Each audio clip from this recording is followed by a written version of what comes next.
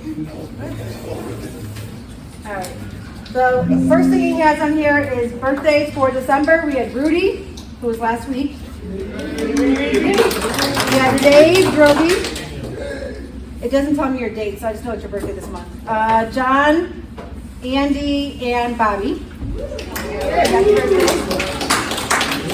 And then it says we've had no accidents for the last 30 days. Very good, keep it up. And then inclement weather. Our first priority will always be in person. If weather is bad enough, we will be looking to implementing a late start. So if they want to do a late start, yes. Exactly 2 hours later.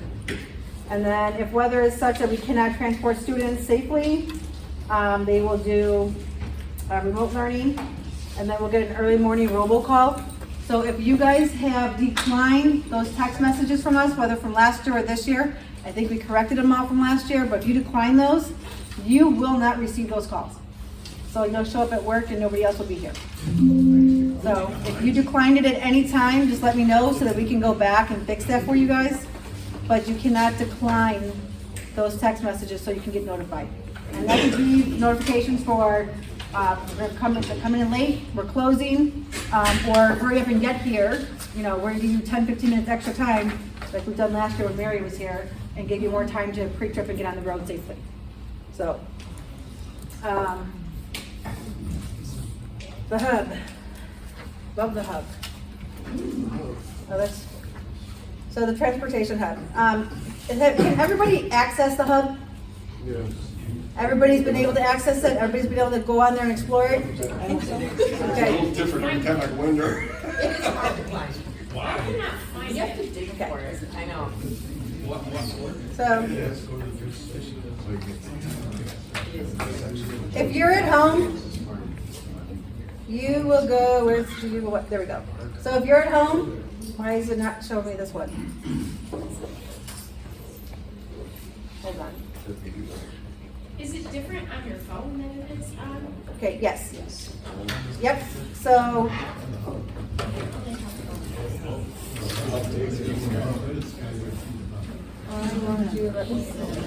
Yeah, we can.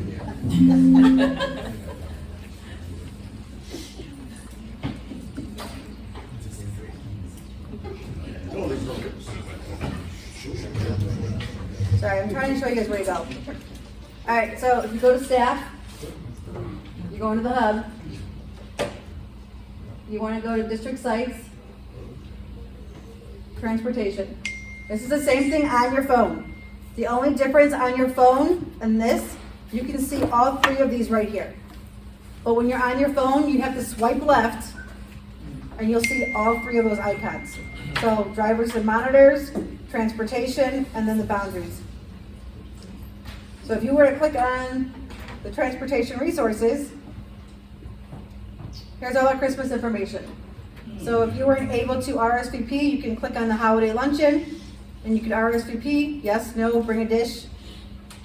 Cal's Angels, the box is over there right by the tree. It's looking a little empty right now, but we'll get that filled like we did last year. And then the gift cards for Harrison Street School. Okay, so these are all here. But if you were to go lower, all of the calendars for the school year, every single school retransport is in here. The important dates are in here. No, it is not updated. I still have to get January's updated in here, but they're all in there. If you miss a safety meeting, this is where you're going to go to watch that. And then if you are a new sped driver or a new monitor, you don't have their sped trainings here also. So, any questions on the hub? Okay. So if you had a safety meeting to watch and you were on your phone, you would see the icons and you have to swipe left to be able to find this safety meeting one. Hey, Yes. yeah, so I just went to the hub on the Yep. phone. Yep. And I get a totally different thing, What do you get? what you just said. Oh, come on. It doesn't give the transportation, you know, that whole isn't there. I found it, it's a little harder to find, but. All right. If you need me to help you, I can do it afterwards. But Are the safety videos still on the YouTube? Yeah. Okay, so you can just go right. You can subscribe to the YouTube channel and then you just go straight there also.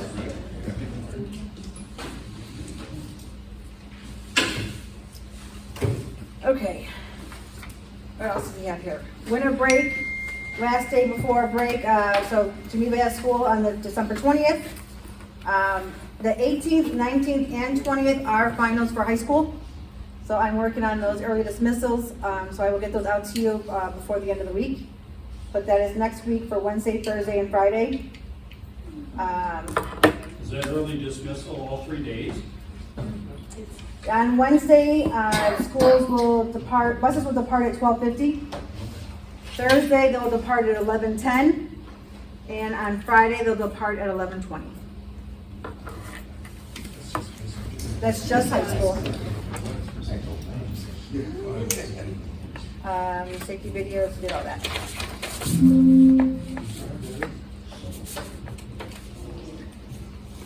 Poster, all right. Just a reminder that you still need to RTB after your route. A lot of you at the end of the day are not doing that, and then we don't know you're empty and we're calling you out on the radio looking for you. So you gotta remember to RTB after your last route for the morning and then last route for the PM. If you have middays, you're supposed to be doing the same thing with middays. So whenever your students are off your bus and you've cleared it, you need to RTB and let the office know that you're done.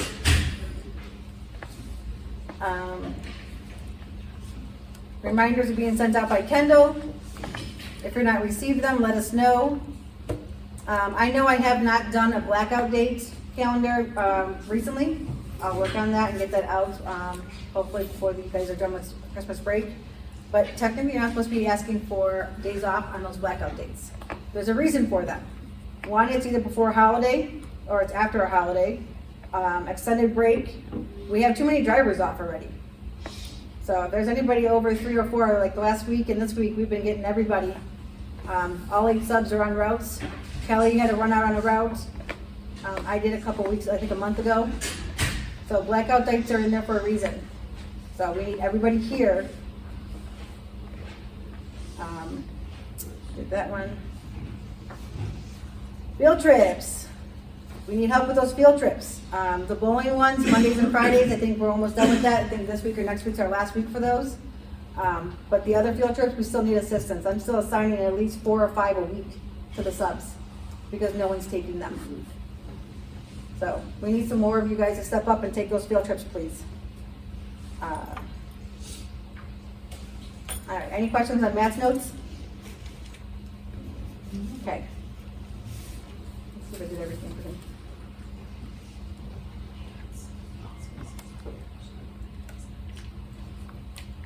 Now he wants you guys to remember to have your elementary students in their correct seats. If you're not here and the subs have your list and the students don't know, they're not used to the consistency, they're not gonna know where to sit. Your subs are just following what your thing is, so we don't wanna cause more problems for them, so make sure that your kids are sitting in their correct seats. You must stop behind the white line, and then you must come to a complete stop. A lot of drivers, when we're watching videos, are doing you're rolling through. There we go. All right. Here's Matt's. That's all done. Okay. Because the food just came in, there is going to be a video. I'm watching a video. I like TED Talks. I don't know if you've heard about them, but we're supposed to be talking about bus management this month. So that's what I'm going to talk about. So if you guys want to grab your donuts and apples while you're listening, but be actively listening. Be actively listening.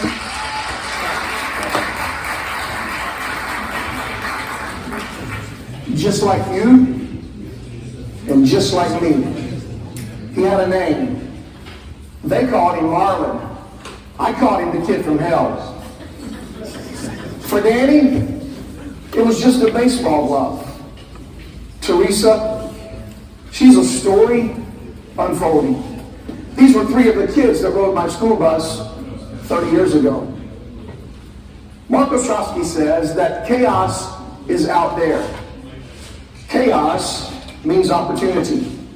I believe that chaos is more than just out there and more than just an opportunity. I believe that chaos is inevitable. As long as humanity inhabits the earth, chaos is going to be with us. Founded in the mathematical and scientific field, chaos is defined as a lack of order. If we leave chaos alone and fail to bring order to it, it results in entropy. Entropy is defined as disorder. Now, I'm not here to give you a discourse on the ideas of entropy and chaos, but I am here to invite you to join me in what I believe we can do to impact chaos. And I believe that together, if we're willing to step into the chaos, we can actually bring about change in the lives of those that are affected by the chaos. Several years ago, 1988 to be exact, I came with an encounter to what I thought was a new type of chaos in my life.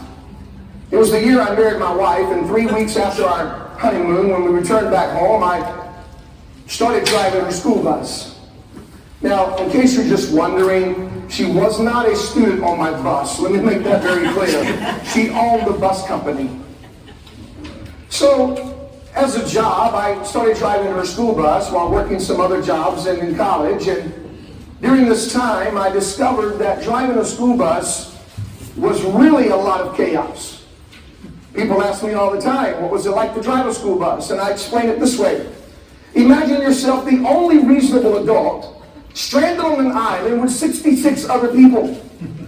Some of them juvenile offenders and the others scared of their shadow. That's what it was like.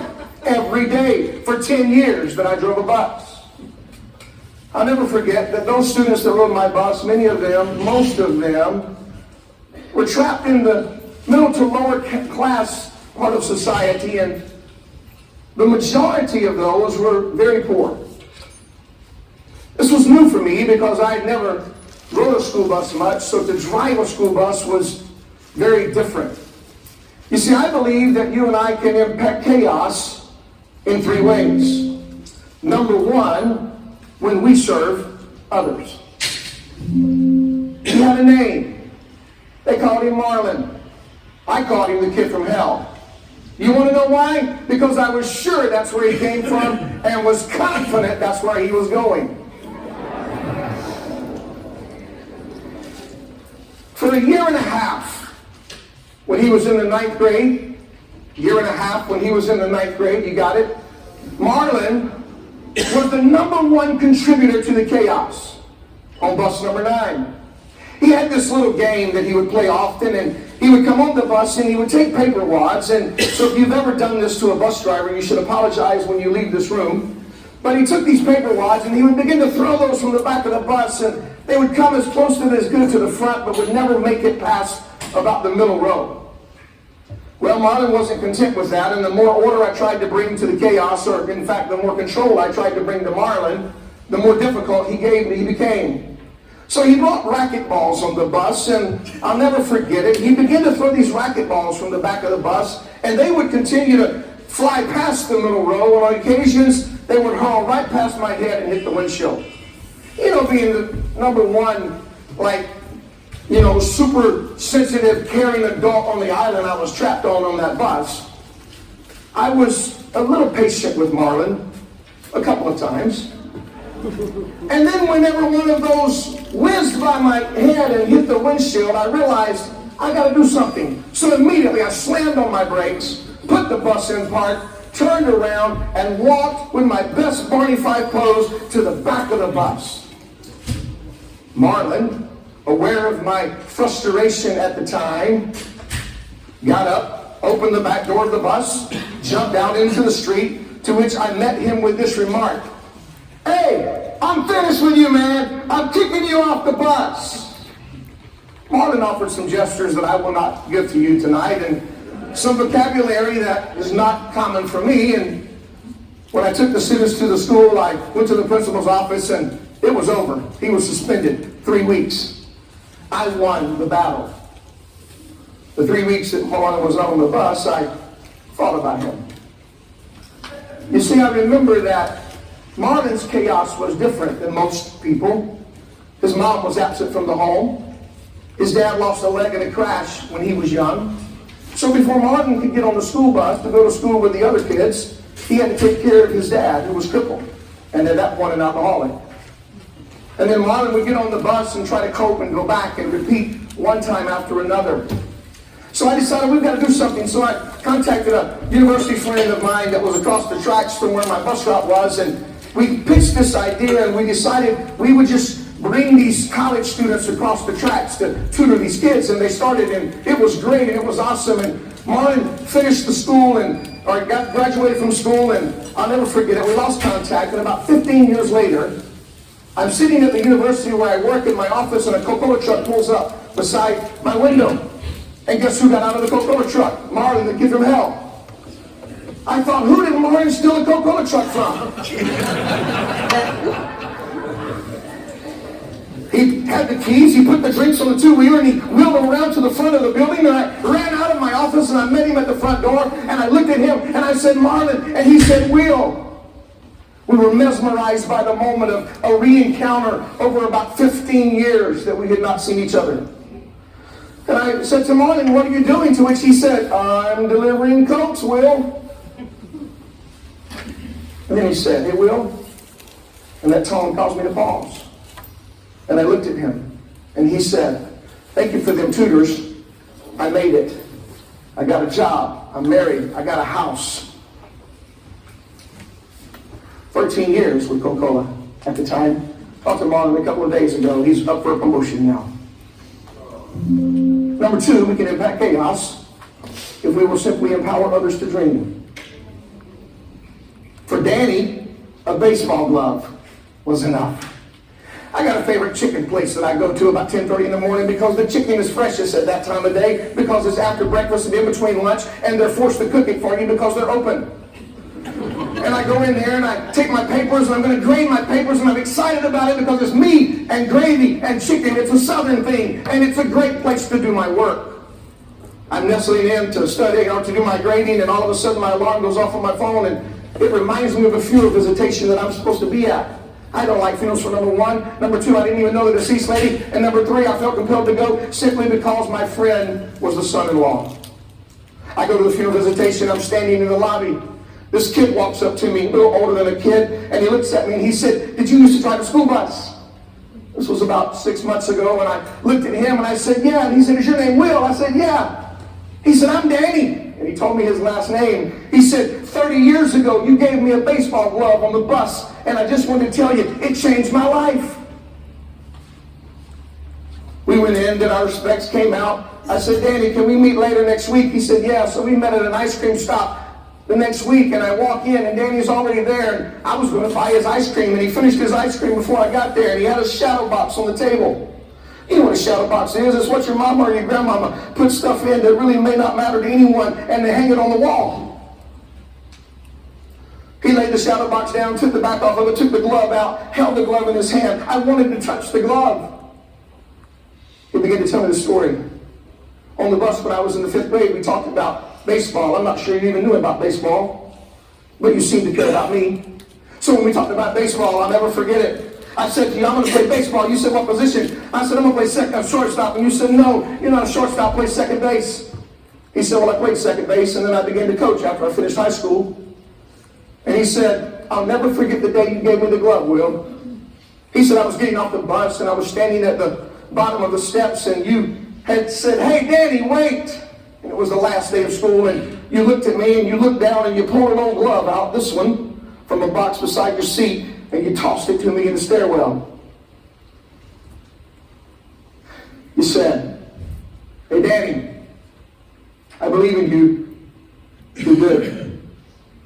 Danny said, for 14 years, I take this baseball glove to the field at every team I coach, and I'll say to my players, I believe in you. And I tell them the story of my bus driver giving me a baseball glove 30 years earlier, at that time, whatever year it was, and he said, I say to them, I believe in you, now let's play baseball. You see, I'm convinced that we can impact chaos if we will simply help others dream. Number three, I'm convinced we can impact chaos if we help others know that they matter. About 2.5 months ago, I was at a family wedding. The wedding was great and the reception was good, and I was standing there waiting to get some food, and this girl walks up to me, a lady now, and she said to me, she said, "Is your name Will?" I said, "Yeah." She said, "You used to drive my school bus 29 years ago." I looked puzzled. I didn't remember who she was. She said, "You don't remember me?" I said, "I'm so sorry." She said, "It's okay, I remember you." She said, "Every day I would get on your school bus, and every afternoon when I would get off of your school bus, I'll never forget it. You would look at me and you would look at everybody else on the bus, and you would say something nice to us, and you would encourage us that we were important and that we mattered. I'm a mom now," she said, "and every time I take my kids to school, before that door opens, I do for them what you did for me. And I encourage my kids that they can have a good day." What you hear tonight didn't begin yesterday for me. It didn't begin 30 years ago when I was driving a school bus. It began 50 years ago when I heard my mom call my name. I don't know what you did when mom called your name when you were 5 years old. I kept waiting. I'll never forget it. I was sitting at my house and I had this little masterpiece of toy soldiers around me and any other kind of stuff that I could get my hands on. And as I was playing, my mom, I heard her say, "William!" I'd heard that before. It wasn't necessary. "William!" It was getting a little more noticeable. But I kept waiting. "William, come here!"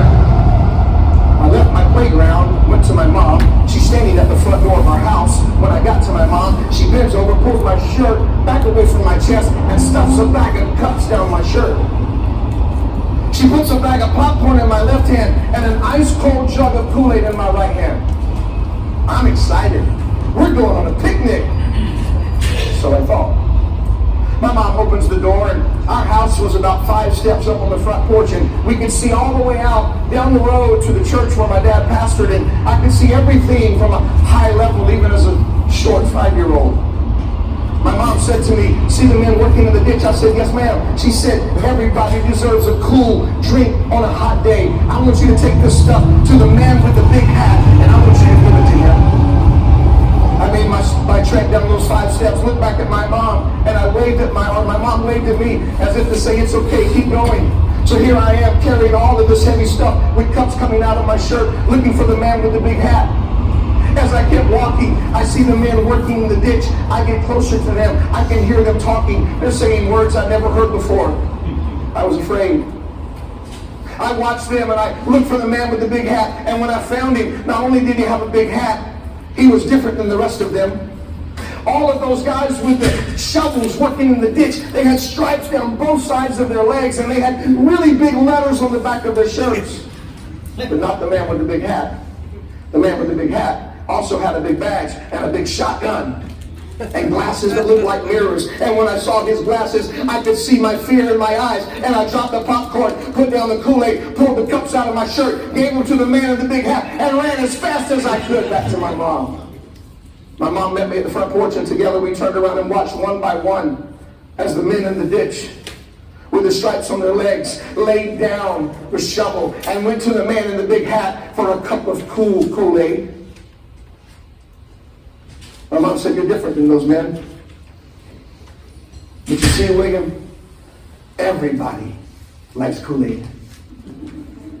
For weeks, these men would come to our house or to our street, and they would clean the ditch. And every Saturday for weeks and weeks, my mom would send me out as a courier of good. She taught me a very valuable lesson that day. I'll never forget it. She said,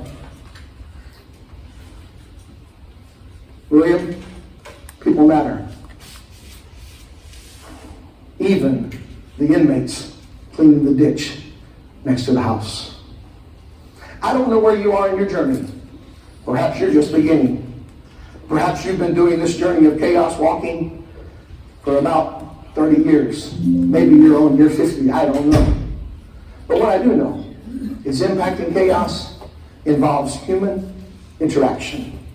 It's about caring for other people. It's about knowing somebody's name. Marlon, Teresa, Danny. I'm convinced that you and me, all of us together, can impact chaos if we'll step in and serve and empower others to dream and let them know they matter. Thank you.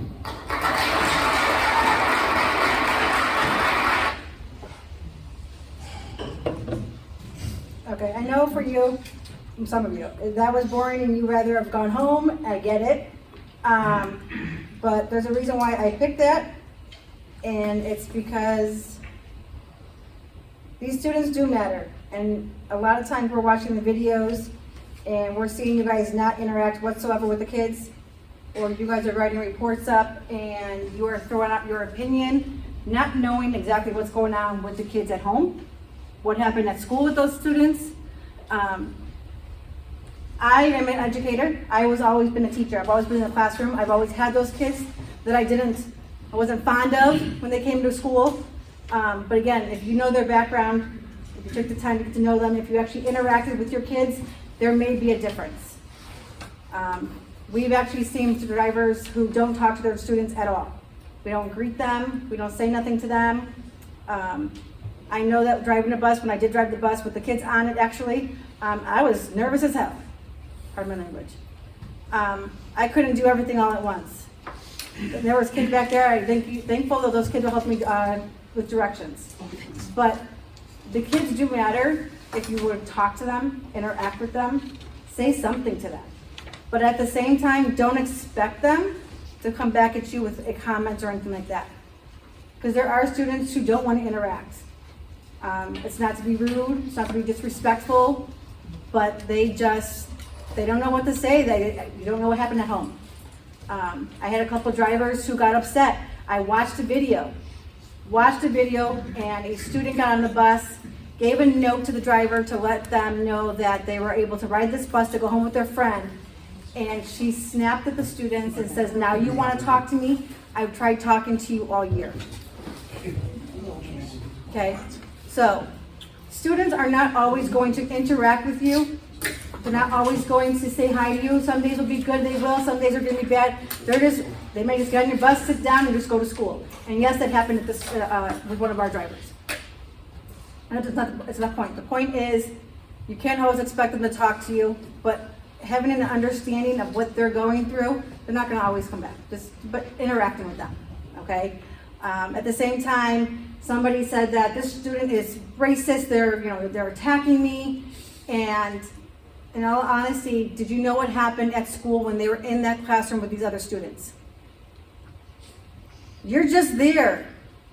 I know I get upset and I go home and I sometimes take my frustration out on my kids. They didn't have anything to do with it. They weren't with me all day.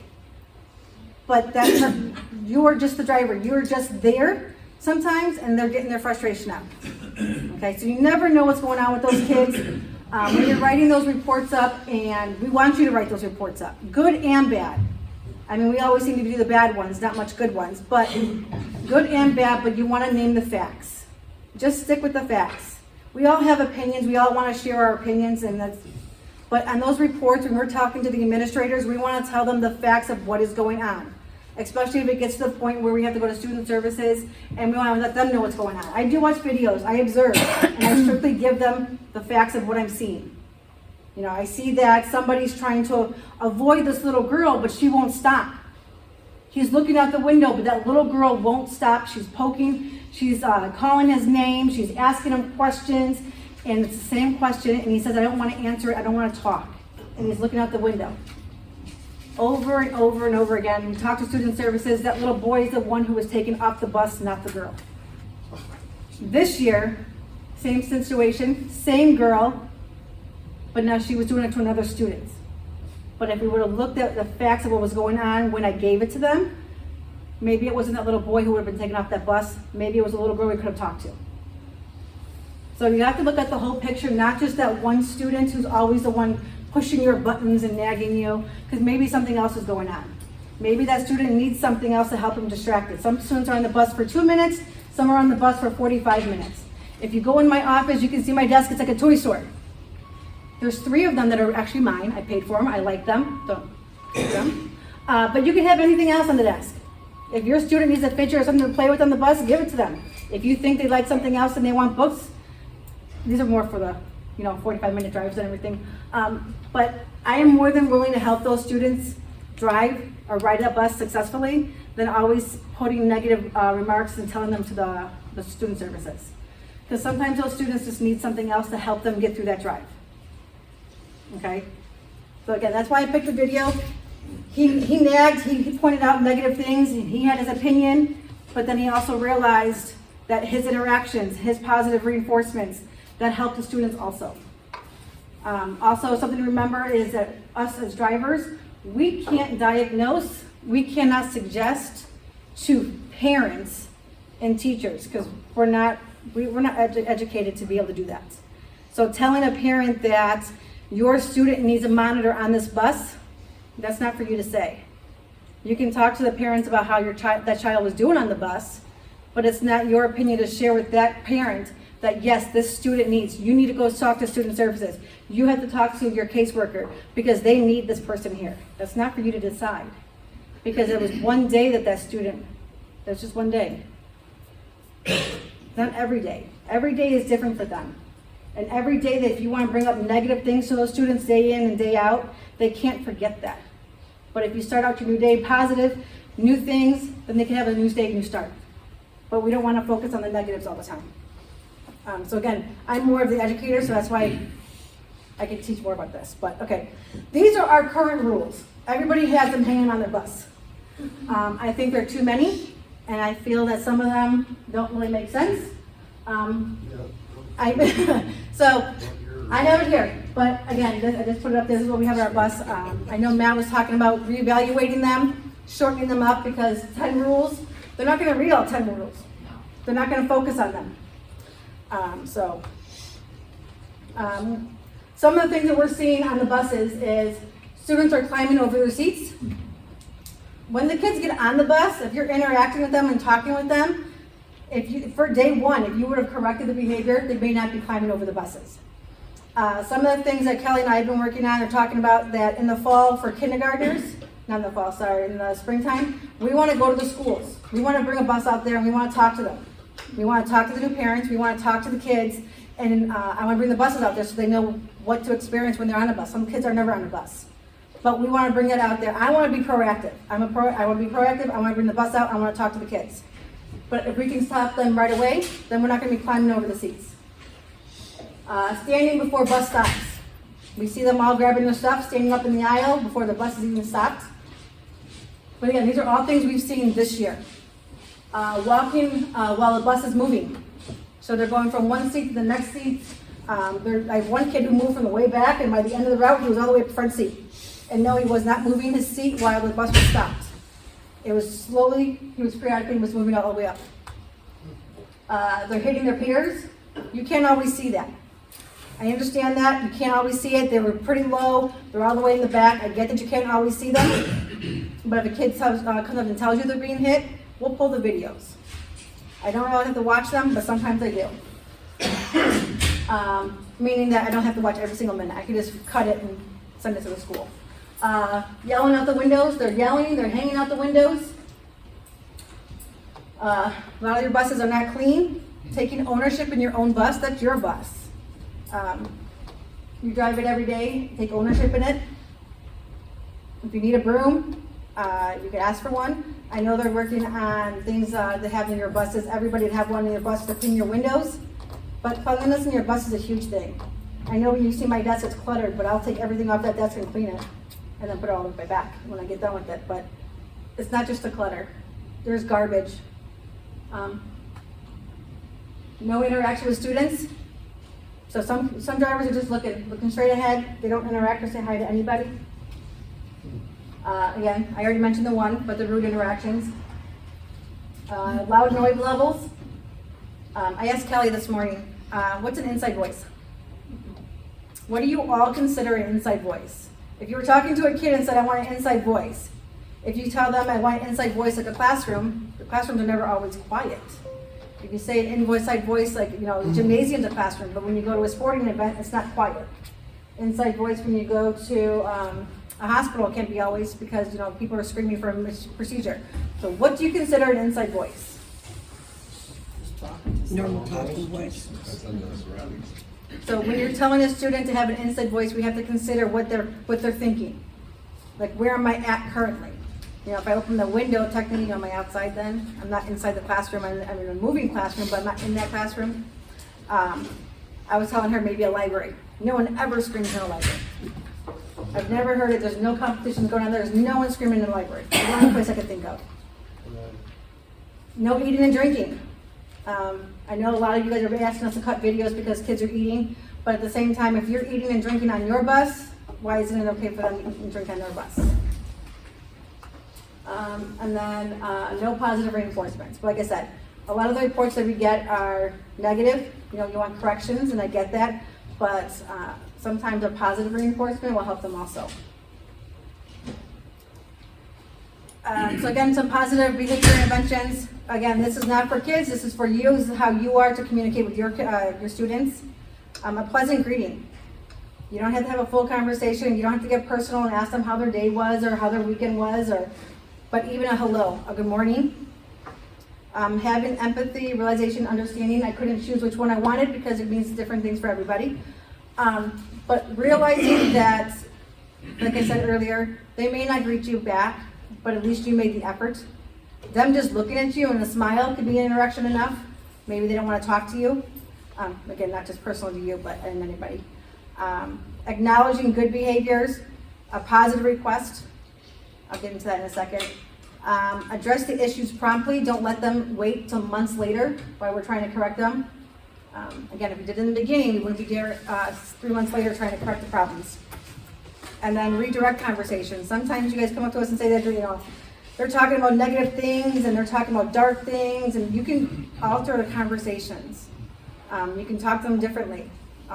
There's one student who kept talking about dying and cutting and not himself, but just he liked the dark things, and all you do is switch in the conversation and start pointing different things out. I said, I know you like the, you know, dark things, black and things like that, but what about red? What about orange? What about, you know, during Halloween when we're doing this, and we're talking about other things. Redirect our conversations. You could always turn a dark comment into a positive one. Just kind of alter in some way. When I said over here positive request, I know it's easier to say this, but don't use the words don't, stop, or no. You can say something like, show me that you can sit in your seat safely. Show me that you can have a quiet voice as if you were in the library. Or ask them, are you sitting safely?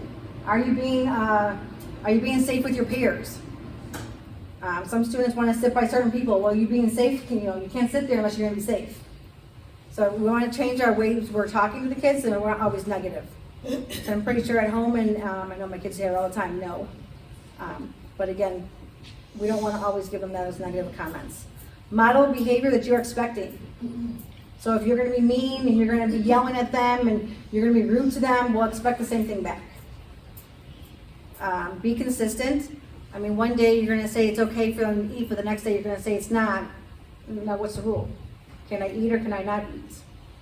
Yesterday you let me walk around the bus, but today you're not. Can I or can't I? So be consistent in what you're saying. And then, again, we're still correcting the bad behaviors. Something I heard when I was at my conferences is that we have good kids with bad behaviors. We don't have a bad kid. So it's a good kid, just bad behaviors. And then think, would you put your child on the bus you're driving?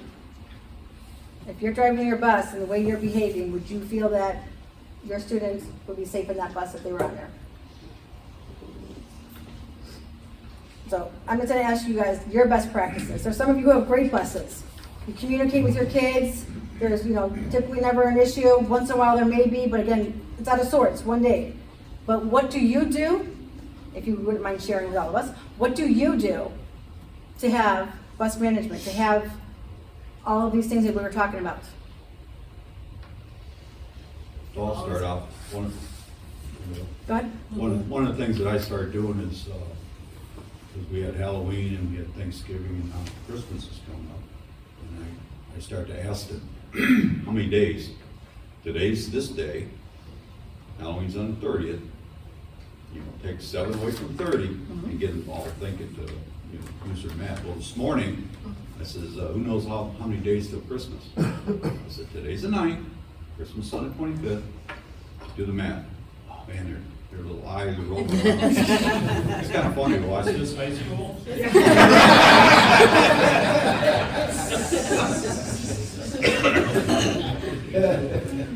But that works, it gets them talking. And, you know, Thanksgiving, I said, I can't wait for Thanksgiving. Who's gonna get turkey? And they all this, that, and the other one. And one little girl, as she was getting off, she says, I hate Thanksgiving. I said, why? She says, because my mom makes me eat a whole piece of turkey. It was just kind of that little interaction. But that's what I've been doing. That's what, sometimes that's all it takes, it's just you interacting with the kids. And then yes, if you get your students' brains working, they're not gonna be sitting there screaming at each other or running down the aisle or anything like that. But you get them focusing before they get to school. So just having some kind of interaction. I have a story that goes to, don't ever take offense that they don't say hello. I learn their names every year, and I say hello with their name. That makes a huge difference, knowing their name as opposed to just saying good morning. If you address them, they become a person, and I become a person to them. One year, I had a large stop in Middle Creek. This was middle school, and everybody had their name, and everybody said, good morning, Mrs. Nelson. We all know me as Mrs. Nelson. One girl would never, like she barely looked at me, she would never respond to me. And it's real easy to take offense to that, but it's like every morning I still called her by her name. The next year, she never looked at me, she never said hello, goodbye, nothing. The next year, I had activity route. And one day she got on the bus and her eyes lit up and she said, Mrs. Nelson, you just, I don't know why she would never, but clearly I made an impression on her because she remembered me the next year and addressed me. So don't ever take offense. Anybody else? As a sub, you don't get to know all the kids. You know some of them, you know some from other routes and stuff. But I always, with the holidays and stuff like that, so who had turkey, or did anybody go away, or, just, I interact with these kids all the time, whatever bus I'm on. And I always say good morning to every one of them that gets on, and when they get off, I tell each one, have a good day, stay warm, whatever it is. And they're all pretty good. When I drove a big bus and I would get to the elementary schools and we would get there early, and I would let them, if they were quiet, I would pick one boy and one girl, like pick a number, and I would write it down on the back, like the pre-trip. And whoever would come closest, it was like 1 through 25 or whatever, who would come closest was the boy or the girls.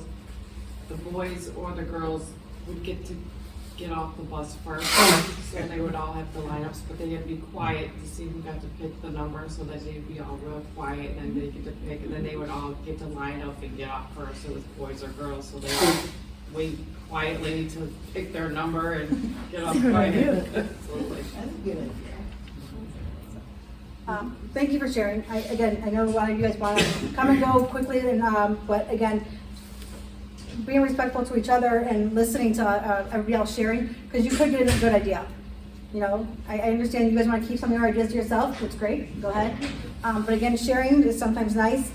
Another thing, I think more or less for maybe sped drivers, you also need to be, what's the word I'm looking for? Aware of what you're saying over the radios.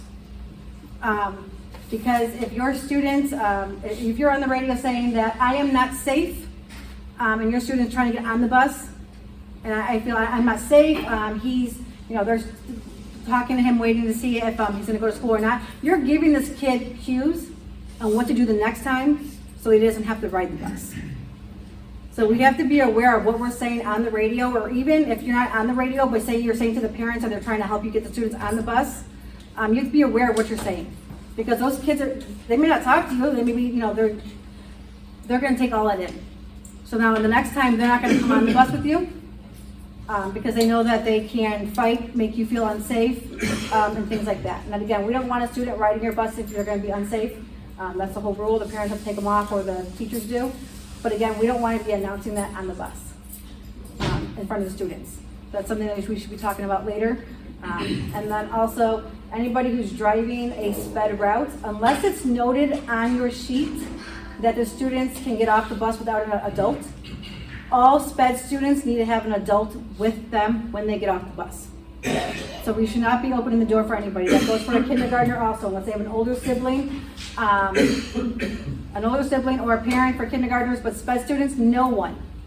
I don't care if they're 22, they still have to have it written in there. We have they question us all the time this year when we're getting it in writing. They cannot get off that bus unless they have an adult present. If you know your student's gonna be is an eloper, you're not opening that door until you see that parent come out their house. Okay? I am working with student services to get more information so that we have more understanding of what's going on with the kids. And that's a work in progress. So, any other questions?